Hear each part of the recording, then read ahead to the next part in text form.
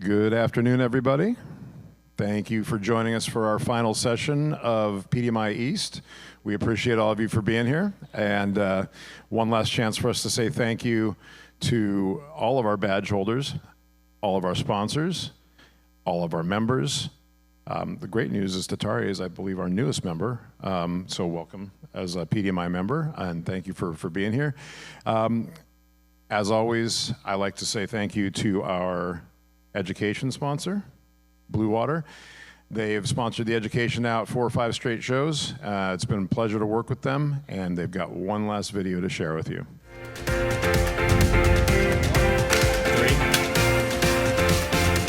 At Tommy John, a lot goes into our underwear before you do. But now I've found my bubbly side with SodaStream. Philips air fryer is the original and the very best.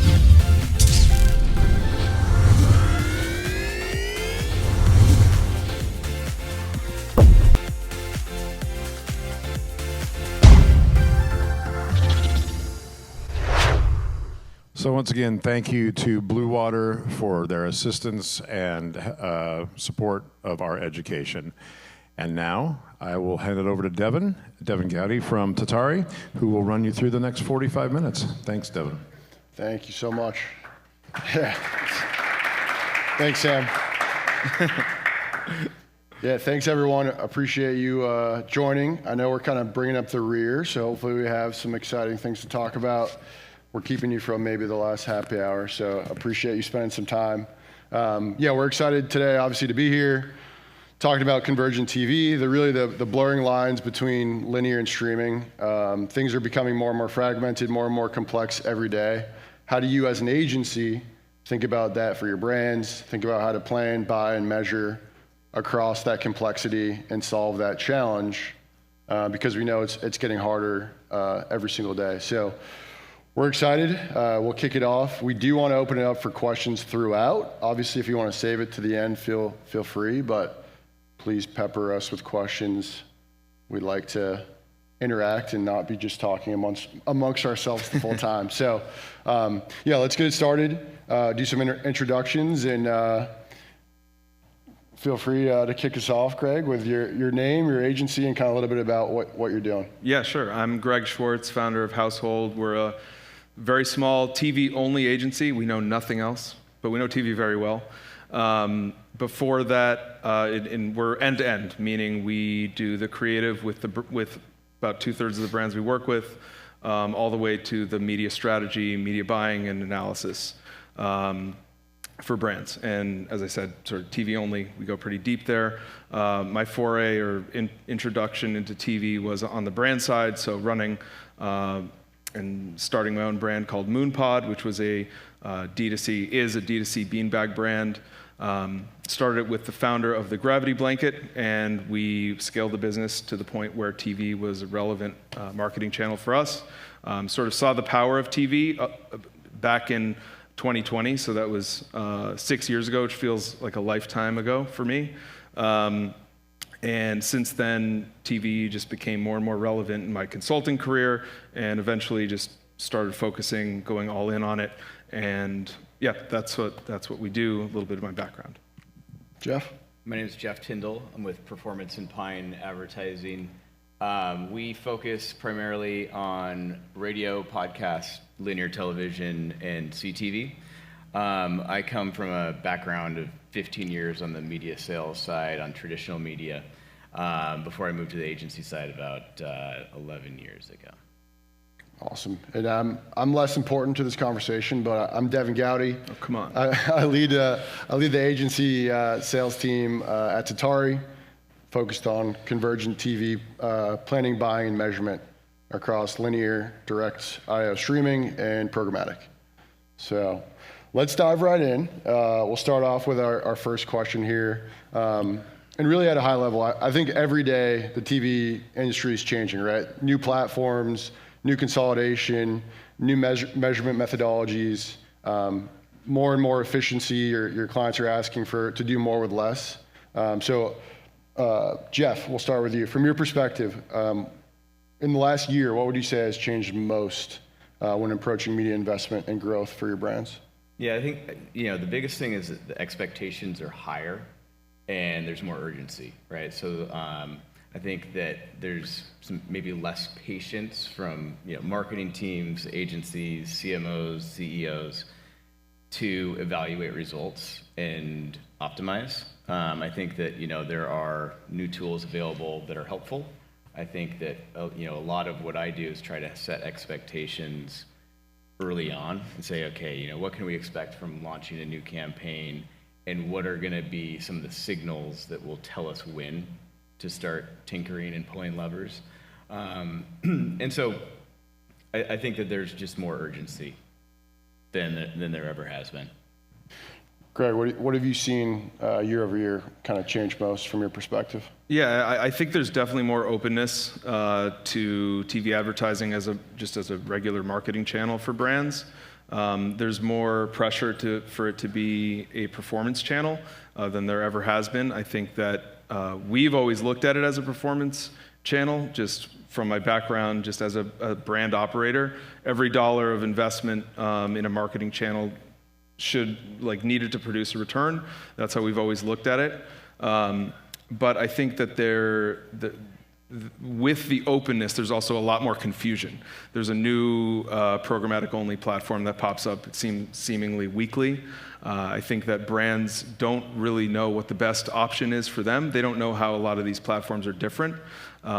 Frankly, I have a hard time sort of figuring that out myself, and so I have a lot of conversations about exactly this, to basically operate on behalf of the brands to figure out what the best option is for them in a lot of cases. So yeah, that's a lot of how I've seen it differ, but I would say more openness, and also just like with the openness, I think the other side of the market has understood that, and it's gotten very tangled. So detangling all of that is also critical. Yeah, you hit on it at the first part of your answer there, kind of leading into this next one. TV has become a performance and growth channel, right? People are actually looking at how much you've brought in, tying it to sales, tying it to lift, incrementality.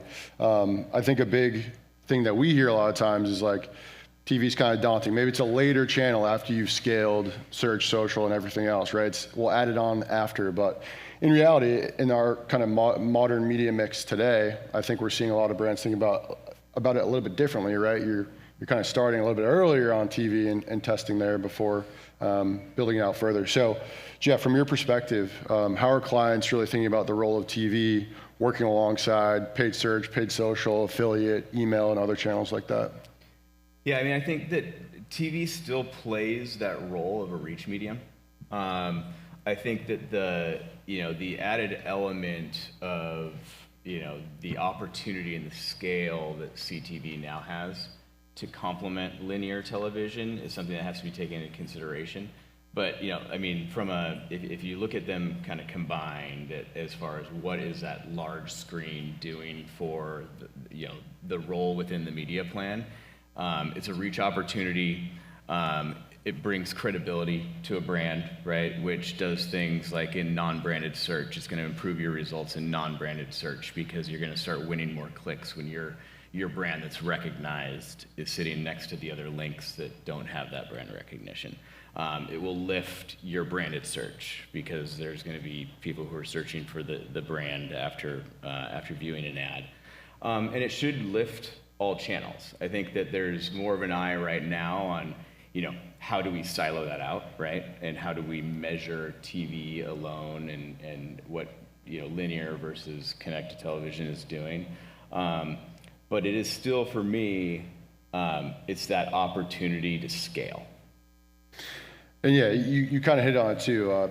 TV is non-clickable, right? So all those other clickable channels, people are trying to compare them apples to apples. It's a very, very different medium.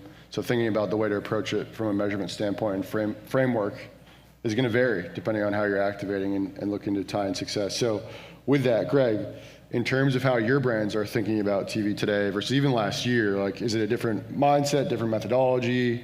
I know kind of you're buying across linear and streaming, so the Convergent story, like, how has it maybe changed over the last year for you? Yeah, I think in a lot of cases, we think about TV as a three-legged stool, like where programmatic, linear, and direct IO all all have a place. Whereas, and if I even roll back just to the beginning of my TV career where I was basically working on my own brand, we could see spikes very clearly from linear TV because we're airing one ad to many people at once. Cable news is the easiest and still wields a lot of power in that space where you're airing one ad to 1 million to 3 million people at once, or you're buying into American Idol or another popular show that has millions of people watching at once. That was very easy to understand for brands. Now we're in enter CTV where it's impression by impression, it's on-demand viewing, which is on-demand advertising. Everything gets sort of blended where we can see each impression and we have more precise data there. It's a little easier to look past how that's impacting other channels. Just back to Jeff's point. There's a lot of tests we can run, like incrementality tests. I mean, there's MMM. There's just a lot more pressure on the measurement side of things, as there should be, and that's really a lot of how things have changed in the past year. I think everyone's heard the word incrementality a billion times over the past 12 months, and I think that's sort of becoming the proof of what a new marketing channel can do for a brand and why it should stay in the marketing mix. Yeah, and I think that, with some of the new tools that we have available for measurement, one of the things that's always been really difficult is to measure some of those smaller networks that are part of a media buy, right? So like measuring Fox News and CNN and ESPN when you get a big, spike in leads after something drops has always been the easiest thing to measure. But some of those lower tiered networks where you're buying, valuable inventory, but it's not delivering near the number of impressions at one moment on linear, has always been harder just because that blip is not a giant spike. And so having some tools to understand, what is the value, what is the investment that's going into each portion of the buy, and then measuring that back to a ROAS. I like that. And again, that leads into our next piece on just the convergence of the two and kind of how to think about it. You said it, right? Linear still has really engaged audiences on sports, news, and some other more premium tentpole events, right? On the flip side, like streaming, a lot of people have a DSP or a programmatic platform that they're activating in, but in reality, like you can't go on a DSP and buy a Super Bowl spot or buy a spot in whatever, Game 5 of the World Series, right? So there's a mix of both reach and performance to think about with each of these different channels. And if you're only planning for one format, you might be missing out on an audience that might be on the other format. So thinking of whether it's linear, streaming, it's not this versus that in terms of channels, right? It's kind of how can it be a better together story. So thinking about blending reach and performance together across the convergent TV kind of landscape, Greg, from a planning standpoint, how do you think about the audience differences between linear and streaming? And why does it matter when you're planning to build a kind of a holistic campaign approach? Yeah, so when I started, again, back to my brand experience, it was very easy to understand that somebody that was watching cable news nonstop, has it on 24/7, is going to be different than somebody scrolling on Instagram. I don't even think TikTok was around in 2020 or 2019. Now it's a lot more difficult. There's a lot of people who are on multiple platforms. However, I still think maybe even more so the person who's hanging on to their cable box and has cable news on or watches network television through cable is still going to be a different viewer than somebody who's watching reality TV on Peacock every night. So when you are only on one platform or only utilizing one strategy, you're sort of missing out on two other very valuable strategies that probably have different audiences. And I think that's always been a piece that we think about when we're servicing our brands. The other thing we think about is like in some cases, like brands will want to sponsor. I mean, we've bought some sponsorships to some very high reach television on Hulu and on some other publishers. And that's not available through just a programmatic platform or just through linear. So really utilizing every tool that we have in having it all in one place is really crucial for us as a small agency to be able to service our brands. And Jeff, when you're evaluating like the media mix holistically, so instead of planning in silos, okay, my linear's over here, my streaming's over here, my programmatic's over here. For your brands, how do you know when a brand is maybe missing on opportunity by leaning too far into one channel over the other? Yeah, I mean, I am a big believer in linear television. I've seen it work great. I think that it is tricky now that, if you were to run CTV only, you're still missing out on a very large audience. I think the number's something like 50% or whatever. Now, I think that it depends on the brand. If you've got a very small target audience, CTV is probably the place to start, depending on what audience segments you can go out and find and target. And if you've got a very broad audience that's the general public, then linear is probably the place to start. I think that what we're seeing is if we're working with a brand, and I work with mainly brands that are not measuring brand awareness, they're measuring inbound lead generation and some measurable results. The first place that we go on linear is traditionally, depending on what the advertiser or what the target audience is, but it's a lot of news and sports. And the reason that we focus on news and sports is because you've got that attentive audience that's not recording that program. And so that you're making an impact on an audience that's actually taking in your commercial actively, right? And we stay away from a lot of that entertainment inventory because it's just not consumed the same way. Now, what has happened recently is that the CTV inventory has become more accessible. It's become priced much better than it was just a handful of years ago. And it offers us to be able to extend into different programming with non-skippable ad inventory, which has been huge, right? I mean, I think that for so many years we would have, every programmatic and DSP come in talking to us about connected television, but you're talking about these CPMs that just don't ever pencil for a brand that's looking for things to compare to what their linear television is doing, and that has changed dramatically. And that includes non-programmatic buys. Yeah. And I just wanted to touch on a lot of people think of linear TV as sports and news, and I'm sort of in that boat. But what gets lost there is entertainment. And just to your point, entertainment is much more viewed on demand on CTV, and it's much easier to buy now than it used to be. Especially when you're buying direct. If you're buying direct to publisher, there's a lot of ways to buy into that. There's so much more control than a lot of brands or agencies realize that we have in direct buys than there used to be. So direct buys used to be only broad or ROS. Then a few publishers they added gender. Now we can buy gender, age, we can buy genre.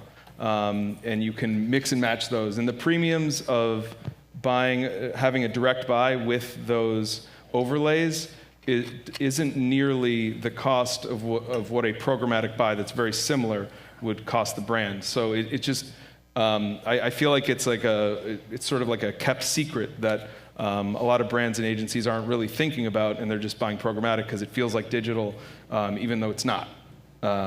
So just riffing off what he's saying, thinking about that. Well, we're going to touch on that in a little bit, but it's a good point on kind of thinking about the balance between programmatic versus direct IO and when it makes sense, when it doesn't, how we kind of can look at those holistically. But touching on, we're talking about a lot here, and as an agency, right, this requires a lot of infrastructure, or you need a team, or you need to build this out internally to have these kind of muscles to operationalize it for your brand. So really thinking about obviously you want to move quick. I'm sure your brands are asking you like, where are my media dollars going? I want results faster. I want measurement faster, things like that. So putting it kind of under a microscope, like when you think about how you're approaching it at your agencies, how are you relying on maybe partners or thinking about bringing in kind of assistance without having to build this out internally? Because it can cost a lot of time, resources, et cetera. And it's daunting, right? You don't want to have to strike up individual relationships everywhere, have a login to every DSP, have a direct publisher relationship everywhere. So this is to both of you, and I'll let you fight over who answers it first. But from your perspective, how can the right partner or platform help an agency quickly expand and deliver, whether it's entering new channels like TV for the first time, or scaling streaming more confidently, maybe on direct.io, maybe they haven't done that before, improving measurement at the same time, but also helping investments kind of go further and be more efficient. So a pretty big question, but I'll leave it to... I'll take it. Yeah, sure. I think that advertisers want their agency to be able to do it all, right? They want to be able to flex a channel in and then flex it back out. And what that does for the agency side is it makes it complicated on how to hire for those specialists, right? Because what this is a very specialized skill set. So, you know, we do self-serve CTV. We have media buyers in platform, but we do rely on our partners to help us understand the best way to use their platform. So, I mean, I think that direct.io is a really good example, right? So that can be a cumbersome way to buy. It takes time. It takes several relationships, right? And it also takes buying power within each publisher, which is tough to achieve, because if you've got one advertiser who's buying heavy on one publisher, you have zero buying power on others, right? And so I think that the way we look at it is, you know, the relationships are really important, because then we don't have to go pay for the staff to have a research team and all of the, you know, be able to maintain all of those relationships with all those publishers. Yeah, just having as many things consolidated as possible, I think, is in the best interest of everybody. For us, it allows us to service more brands more attentively. For the brand, they can sort of trust that all the information isn't kept in silos, and they're not going to lose time from data not being passed from one partner to the other. So yeah, it was sort of a non-negotiable for us when we were looking for a partner to really have everything that we needed and to leverage as few external, well, I mean, just basically have one external partner that can sort of do it all. That's a great point. Yeah, kind of building on, I mean, you've peppered in direct.io, programmatic, and from our perspective, like, or even just me, when I first got into ad tech, my mindset was the quickest way to get on CTV is a DSP, right? You log in, you type in your audience, it goes and finds them everywhere. And I think that's perfect if you're really trying to get targetable, you're trying to get, maybe you're targeting at a zip level, you're targeting a specific interest-based audience, things like that. But in reality, half of CTV isn't even available programmatically. So you need that direct approach as well. So we see, and I think all of you have seen Nielsen's gauge, right? About 90% of CTV impressions are concentrated on just 10 publishers. So thinking about it from a programmatic standpoint, right? Programmatic is built to reach an audience on thousands of websites, different formats that they might be on across the open internet. CTV, I'm at home, I use Netflix, Peacock, Hulu, 3, right? So with this concentration, I think having that balance of programmatic and direct is important, because why have this big infrastructure that might have additional tech taxes on tax day today? And thinking about the direct piece that plays into it. So for you guys, and this again is 2-all, so it'll be a jump ball here, but how important is it to have a platform partner that can offer both direct access and programmatic when maximizing that audience across everything, right? But but also the outcomes, right? If you're only focused on just playing in a pocket, you're not accessing all the potential outcomes, potential sales, potential leads that you might be able to get. So maybe I'll lead this one to you, Greg. Yeah, I think not enough advertisers are thinking of CTV publishers as like an old linear channel. So like, Hulu, I think of like Hulu as an ecosystem that has, it has a lot of different genres, it has different people watching. But in reality, if we think back to when linear was prominent, it's like we kind of know who's watching ESPN versus who's watching HGTV. It's not, it wasn't, I don't think you need that much data to know that. Within Hulu, there's much more programming. But within these platforms with Direct.io, we have the capability to target sports. We have the capability to target drama. Like, we can do all these things now that we couldn't do before. So I just think that while the control that we have over buying on TV is just really being underestimated.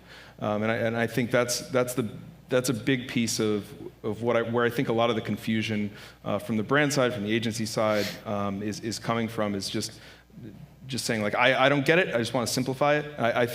I think in reality, there's just a lot of messaging that is tangled when we still have the control, and it's a lot easier than people think. A lot more cut and dry. And Jeff, kind of building off that, how important is it for you and your brands to kind of think about how access to inventory helps move people down the funnel, right? TV has this, linear has this big reach, but how do you think about actually bringing them through for things like search lift, site traffic lift? I mean, we talked about earlier, the halo effect of TV. I'd be curious from your perspective how you're kind of thinking about the full funnel approach that TV offers. Yeah, I mean, I think that it's important to have access to all, like you said, it's programmatic, it's Direct.io, it's linear. I think that while I am not doing a ton of programmatic right now, it's nice to have the access, right? I mean, I think that is what the expectation is for most advertisers, that you can get your hands on anything, right? So that if you want to go within one platform and measure it all together separately, right? So you have 3 different essential channels working together, is to understand what each piece is doing for you with one measurement tool. I think that that's powerful. I think that at the end of the day, the health of the brand is going to depend on the entire media plan, and you've got to be able to measure some of these channels siloed, but also look at them all together. Yeah, in reality, they all play off each other, right? So how can they better effectively and holistically optimize, but also measure them together? So it's a good call out. So I mentioned tax day. Hopefully everyone took care of that. But one thing that we hear a lot of is like tech taxes and programmatic.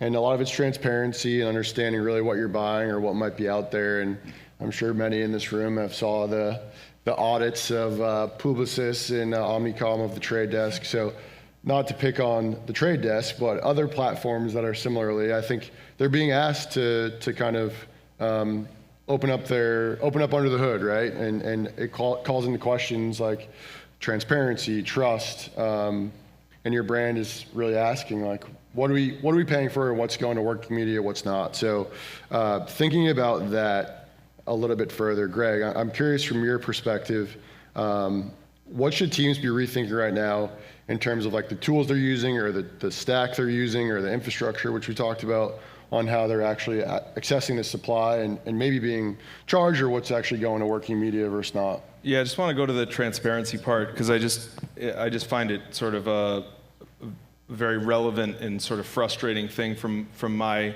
perspective. We've done a lot of brand audits who have had, I would say, false starts on TV, or just they're like, the numbers in the dashboard look great, but I have no idea what I bought or what's going on or how much I'm being charged. One specific advertiser that we're working with started on a different platform. We noticed that display inventory was marked as a necessity for them to run TV advertising, and this is display over the internet. We eventually we sort of dug into what they were being charged. They were being charged something like $6 CPMs for web display inventory that cost somewhere between 15 and 85 cents. So there was quite a bit of a vig in the middle there. And that was it was frustrating to see. Like, I didn't really want to tell the founder that he was getting ripped off. He didn't want to hear it. But that, in my opinion, that was the case. And it's just, it was the price that was offered to him, and it was the price that he paid. And some people could argue that that's what a free market system is. But I think that transparency is really the easy part, and the measurement part that's the hard part. So I just wish that there would be, more platforms would just be more transparent, because I just don't think it's hard, and I think it gives the rest of the industry a little bit of a bad rap, and it's just not in service of the brands who are really their customers. So not to be so negative. But.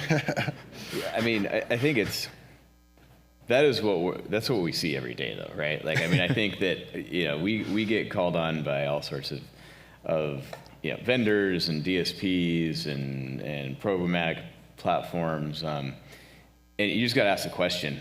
I mean, what are my net working media dollars, and what are the other fees? Whether it's tied to ad serving, or if it's tied, to measurement, or if you're working with a managed service, it could be tied to that. I mean. But you just need to know, because what happens is if you don't ask, that's just not how it's pitched in most cases. Now, there are exceptions, but they should know. And if they won't tell you, that's a red flag. Yeah, for sure. Definitely a red flag on something must be up there. So yeah, I mean, kind of building on that a bit in terms of the measurement side. I think a lot of people run TV, obviously, in this room, CTV, whatever it might be. Vanity metrics are great, right? CPM, reach, frequency, impression delivery, VCR, always going to be higher than 95%, usually. If it's not, you could probably ask a few transparency questions, right? So thinking about actually measuring success on TV, are you tying it to real outcomes? Are you looking at incrementality? Maybe you're looking at vanity metrics for some of your brands. I'd be curious, how do you tie in actual outcomes, or are these directional to our business and how we kind of optimize? So we'll start back with you, Jeff. Where do you see brands today maybe getting tripped up with attribution and kind of evaluation of TV as a channel? Yeah, I think this is where a lot of marketing departments, or even agencies or CMOs that come from a more traditional media background have an easier time with this, right? Because it's no longer last click attribution. That is not going to be something that we really look at.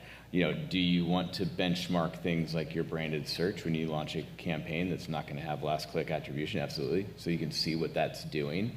But I think that what those types of the people with those types of backgrounds who have always had an issue with justifying a spend in whether it's radio or television or some of these completely non-clickable channels,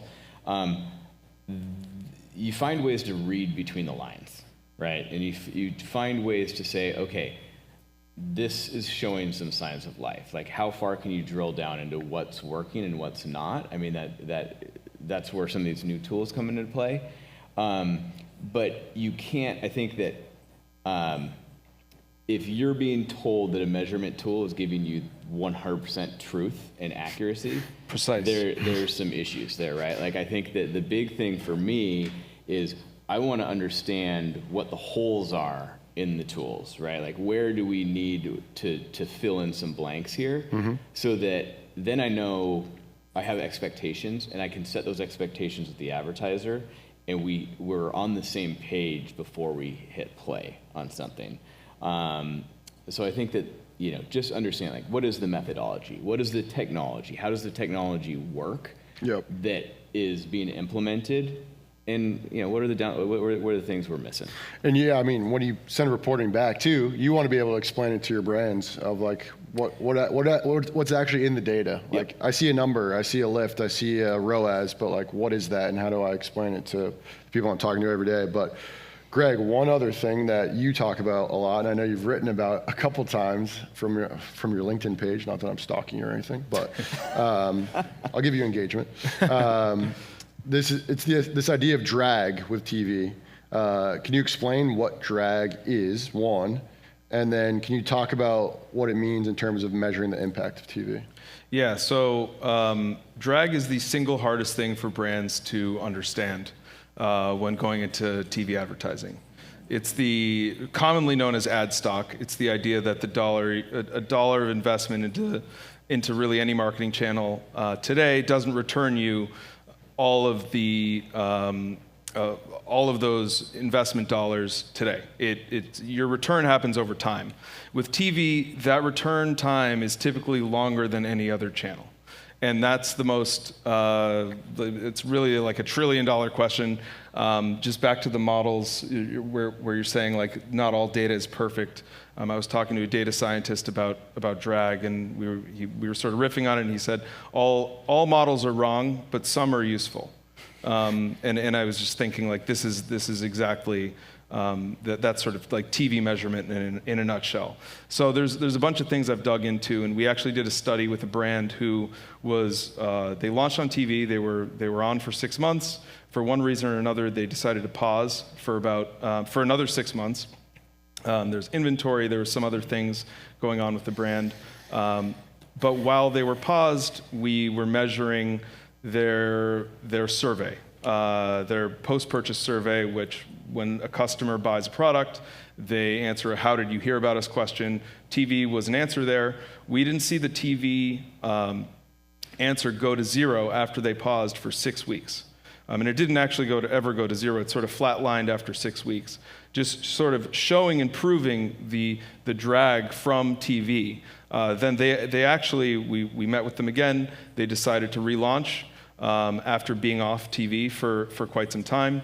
And now they're an advertiser today. It really took that much time and that much sort of conversation, which it should, because they really want to prove out that TV is a good investment, for them to continue advertising on TV. And now they're very confident, and they have their own idea of what ratios of meta spend to TV spend should be, and they're much more sophisticated in how they think about it. But still, I think it's an unsolved problem. And the only reason that I was able to substantiate their survey, which a lot of people don't love survey data for one reason or another, is because, just for a litany of reasons. They were only on linear, they didn't sell on Amazon. We had probably the best data set we could have for them for TV. But yeah, that's what I think about drag, and what I guess think about all models of how TV is measured. Yeah, that long tail is it can be wild, right? Yeah. Like if you have a mature campaign in market that has been on for years, right? And you shut that off, you will continue to see that like you didn't even touch it for some length of time, right? And what you will also see is if you're following last click attribution, so like what goes into the CRM might actually be, yeah, sure, you're going to get branded search, but you're also going to see that you're still winning those clicks in non-branded search. And that's where you have to have the attribution model discussion of like how much credit are we giving to everyone here, because the credibility that the large screen television can build for a brand can last for a long time. And just the ad stock for marketing channels and for brands is not created equal. The drag is not created equal. Apple has infinite drag, but Joe's Furniture, who advertised once. They have no drag, or Challenger brand, that spends something like $25K a week. Like they've got a little bit of drag. Like it's all an element of how big the brand is, how much they're spending, how long they've been on TV. There's a lot of components to this, and that's what makes it so I guess difficult to measure, but important to measure. Mm-hmm. So we probably have time for one more question, and then maybe we can open it up. But the last question just is focused on optimization. So once you get some real insight, some real data, how do you make smarter decisions from that data and optimize maybe channel mix, allocation? Maybe we'll turn linear off and we'll go into programmatic, or we'll turn direct IO off and we'll invest more in linear. So I'm curious, Greg, maybe you answer first, and then we'll move to Jeff. But how do you identify when a client is underinvested in a channel versus not executing it correctly? Because I think there's a fine line there. Yeah, so just to the not executing it correctly side, seen a lot of it. We've seen brands launch TV with their social media creative. I've seen a brand that launched TV right before Black Friday, thinking that introducing yourself on a completely new medium with a massive sale is a great idea for your brand. I don't think that's true. And so I've seen a lot of the false starts. And then just to the point about whether they're underinvesting, I think the most important part is having measurement at your fingertips and having, as you said, as good of a data set as you can have, and being able to act on it quickly. If you're getting data weekly or biweekly or monthly, like that's not soon enough for the brands that I work with. The brands I work with want answers, they want agility, they want the ability to move quickly on everything. And I think it starts with just having access to data as quickly as possible, like you do on digital, which wasn't really possible until very recently. Yeah, it's about being nimble. And Jeff, to you, thinking about what signals you might look for, like what do you typically look for to determine, like, hey, it's time to scale, or hey, maybe it's time to keep testing or scale back a little bit? Yeah, I think that what has changed is, I think, like Greg's saying, you're making more small changes along the way.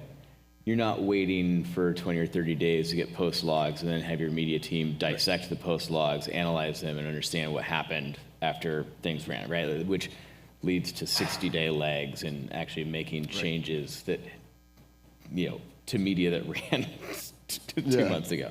They want it yesterday. Yeah.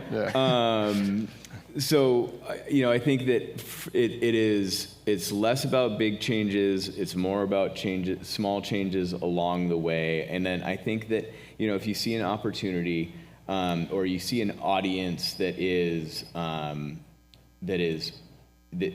performing well, right? Like if you find a segment that is your message is resonating with and you're seeing conversions, then it's about going out and trying to find more of that same looking audience, right? And I think that is another thing that is easier now than ever, is saying, okay, this part of this network is working really well. Where do we find that audience in other places, whether that's other linear networks or if it's CTV publishers?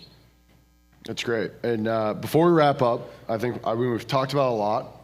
I'm curious for each of you, for everyone in this room who's thankfully stuck around, and we appreciate it. What's one actionable takeaway, advice you can give, just thinking about how to approach convergence and from a planning, buying, measurement standpoint? Like, what's one main thing you want people to take away today?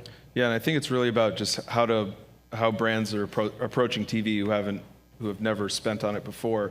It's just really setting the expectations that it's not like a digital channel. It's not really bought like a digital channel. It's not going to react like a digital channel. I always take brands through just sort of like dumb brain stuff, where it's like, this is how a customer actually buys from a TV ad. They see the ad, then they have to remember one thing from it. Hopefully it's the brand name or like one product benefit. Then they have to be in market later, sometime that week or maybe that day or maybe a month from then. Then they have to remember the brand. Then they Google it or they go on their desktop to search it. Then they go to the website. Like it takes so many steps, and it's just fundamentally completely different from digital, and that's all about setting the expectation that it is, and truly that's the most important thing outside of drag, I guess. And yeah, we love drag. Jeff, what would you say is the one takeaway you want everyone to have today? I think get comfortable with the data that you're going to have at your fingertips. Know what you're missing, right? So like, where are the holes, and then how you're gonna react to it, right? I think that it's just not comfortable for a lot of people who are trying to make optimizations to not have that, like that 100% of truth to act on. That's great. Well, hopefully great advice for everyone. I know we're at time. I don't know if there's any questions. Maybe we'll take one or two. We'll take a couple. Hi, Greg Smith, Stream Vantage. Devin, you mentioned that from a kind of reach perspective, within 10 publishers, you can essentially get to 90% reach. I completely agree with you. You don't have a DSP by a Super Bowl spot. But I'm kind of curious, I'd love to hear from Greg and Jeff, just in terms of, are there still some other media sources that kind of can get you to the last mile of reach that aren't necessarily on the platform today? And how do you actually go about, and maybe this is a question for Devin, how do you actually go about, adding in those other supply sources to kind of hit your reach goals? Yeah, I'll let maybe Jeff want to start off, and then Greg. Yeah, so just so I understand the question, you're saying because you feel like that 90% number in those top 10 publishers, where's the other 10%? Yeah. Gotcha. If you got 90% reach, I'm pretty comfortable with that. And you're not going to, right? Like, you don't need to be buying every single publisher within those 10. I think that, if you're looking for that much scale, it's like, go also, you should be on linear television as well. And then, you got the rest of the funnel to work with. You got to go buy the bottom of the funnel with SEM, and social is a great reach tool. Audio is great. I would say 90% within those 10 publishers is a big number. Yeah, and just from my perspective, so if you're hitting those 90%, you've got a pretty broad reach. And this isn't like anti-programmatic. I think programmatic has it's got its leg on the three-legged stool of direct IO, linear, and programmatic. But I think if you're not selling an incredibly niche product, it's not the first place that we look to buy, especially for a brand that's, just for sake of an example, selling spoons. Everybody uses spoons. Not everybody is going to use a bathing suit for 12-year-old boys. If that's the person you're looking to buy, like, if that's the purchaser, and you really need that small audience, and that's going to give you that, like, programmatic's the place to go for a very niche product. But other than that, I think there's just a lot of value, and you're not paying the premium of the programmatic DSP tax in a lot of cases, where you can get pretty granular with direct IO. And I think that's what we're saying is sort of the benefit. It's not that programmatic doesn't have its place, it's that there are other places that we typically will look first, unless it's like a super specific like niche product or need. Yeah, my issue, quite frankly, with programmatic is that I've never had a great experience in asking for an audit and saying, hey, where did my impressions fall? And seeing what that looks like, and it's never what the advertiser wants to see. And so that's why I've just, I've gotten away from it more and more. Yeah, and one thing that we talk about a lot is scaling, and to scale on programmatic, again, not anti-programmatic. My first job was at DSP. I swear I like programmatic. It definitely has its time and place for targeting, to Greg's point. Like, if you have a first-party audience, you want to reach someone in a specific zip code that drives a certain type of car, or has a dog, et cetera. But direct IO offers you more scale, right? To scale in programmatic, you have to pay more. If you want more impressions, your CPM is going to go up. You're bidding on that same impression as everyone else is accessing, right? So direct IO, you have price fidelity. The price isn't going to change, and the publisher has control of that inventory. So if you choose the right partner or platform, we might know one, they can help with that approach from a direct IO standpoint. So the other piece is sponsorship, but maybe we can talk after. Sponsorship offers a lot of stuff there too to get that incremental reach on top of those 90%. Michael Weinstein with Jam Direct. You guys mentioned, going back a handful of years ago, especially in the linear world, the thought of incorporating CTV in your test budgets or even in your rollouts for an ROI-focused company was a far reach, specifically because of the rates, not just the audience there. It was encouraging to hear that you said the rates are coming down, and I'm seeing all over the place now, brands are now adopting it heavily, budgets looking like 50-50, if not even leaning more heavily towards CTV. My question is, are you seeing a trend? Do you think that there's going to come a time where CTV has what we call the equivalent of like remnant rates on linear? Because I'm still seeing, not as much, but I still see plenty of, let's call it dead air or a river in the middle of a streaming program that says enjoy the Zen music that felt like such a great opportunity for an actual spot. So I'm curious your thoughts on that. Yeah, the Zen, I'm a YouTube TV user. I'll name the platform. I think that's a little bit more expensive, right? And yeah, you get the kind of the spot that fills that gap because they didn't or it goes unsold. But I think what we've seen, and I'm curious, Greg and Jeff, to hear your perspective, is CTV rates are coming down. I mean, a big part of that too is Amazon opted everyone into ads, right? So Prime Video, you now have to pay to not see ads on top of what you already pay for your Prime subscription. So just an influx of impressions into the marketplace, and that price pressure as more platforms come about. I used to work at Roku. We used to have like 30% fill rate on all of our inventory, and that was 5 years ago. And now you kind of see the pricing of that, because we can see it. The pricing of that's coming down as more and more eyeballs shift. So I think it's trending that way. I think a lot of it is like there's just less inventory, right? That in 1 hour of content on linear, it's what, 16 minutes of ad time? On streaming, on average, it's about 4 minutes. So the viewership experience is a little bit different. But anyways, I'll stop and let Jeff and Greg answer. Yeah, I mean, I think that as more impressions flood the market, it's going to get more affordable, right? Like when Netflix came on and when Amazon Prime added their inventory, that's what's helping. I also think that the industry and the publishers are realizing that they need to provide results, right? Like they can't just live off of the brand play at a $35 CPM or whatever it is. That's changing quickly. I mean, this is kind of like within the last 24 months even, I feel like things have changed in a positive way.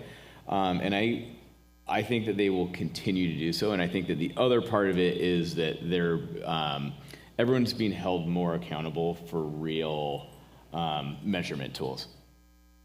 I was just going to say, I mean, it's totally a supply-demand thing. There's still this, I think, like premium air of CTV and of these publishers where they almost want to have a higher price to denote better quality, which a lot of people are on. You're on 3. You have 3 main things. I probably subscribe to like 5. I don't think the quality is necessarily that different. And I think the one thing I'm kind of bummed about is if more live sports or more live events actually go to streaming and DIA is implemented where every single person gets a unique and personalized commercial to them, then you lose the arbitrage opportunity of buying a spot in the 9th inning of a playoff game or something where it's super close and there's way more viewership than you paid for. That magic goes away a little bit. And that's like, we were talking about this earlier, that's sort of like the end game for the publishers. Exactly. That like kind of sucks for us. You're gonna see a moment of zen during the Super Bowl. Yeah. That's what that person wanted. Yeah, it's a good question, Michael. Well, thank you. How about a round of applause for our group here?